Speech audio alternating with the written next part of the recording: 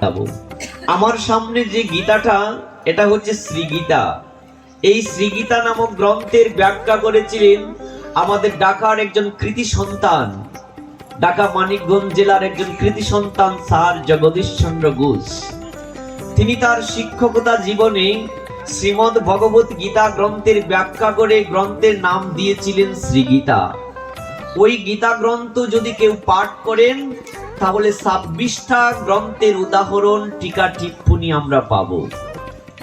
আন্তর্জাতিক কৃষ্ণ ভাবনামৃত সংঘের প্রতিষ্ঠাতা আচার্য এসি ভক্তিবেদান্ত স্বামী প্রভুপাদের যদি শ্রীমদ্ ভগবত গীতার যথাযথ গ্রন্থ আমাদের কারো বাড়িতে থাকে, তাহলে দেখবেন 45টা শাস্ত্র গ্রন্থে উদাহরণ উদ্ধৃতি তিনি এনেছিলেন, যা এখানে যারা আমরা ভক্তবৃন্দ আছি অধিকাংশ আমরা 45টা শাস্ত্রের নামও অনেকে বলতে পারবো না।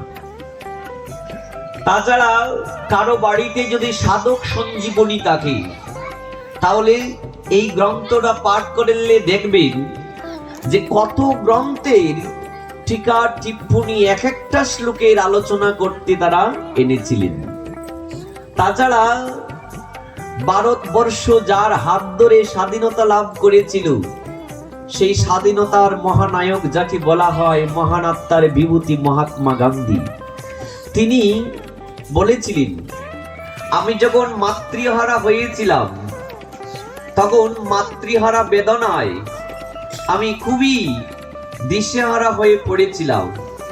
একদিন গীতা মায়ের চরণাশ্রয়ে চলে গেলাম, তাই গীতা মাকে আমার মাতৃদেবীর আসনে বসিয়ে দিলাম।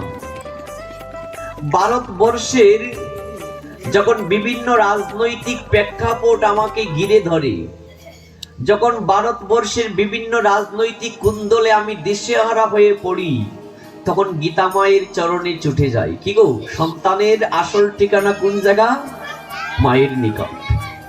তাই আমি আমার গীতা মায়ের চরণে চলে যাই। তখন এই সংকট সময়ে এমন কিছু শ্লোক আমি খুঁজে পাই যেখানে আমি দিব্য আনন্দের অনুভূতি আমার তৈরি হয়। তাই যারা নিত্য প্রতিদিন গীতা পাঠ করবেন, এরা নতুন নতুন অর্থ আস্বাদন করবেন। প্রতিদিন যারা গীতা পাঠ করবে, তারা নিত্য নতুন নতুন অর্থ আস্বাদন করবে। কৃষ্ণ ভক্তবৃন্দরা, এরকম আরও অজানা কথা জানতে চাইলে আমাদের চ্যানেলটিকে সাথে থাকুন এবং সাবস্ক্রাইব করে এর পাশে থাকুন, এবং আরও অনেক গীতা পাঠ জানতে চাইলে আমাদের চ্যানেলটিকে ভিজিট করুন। ধন্যবাদ।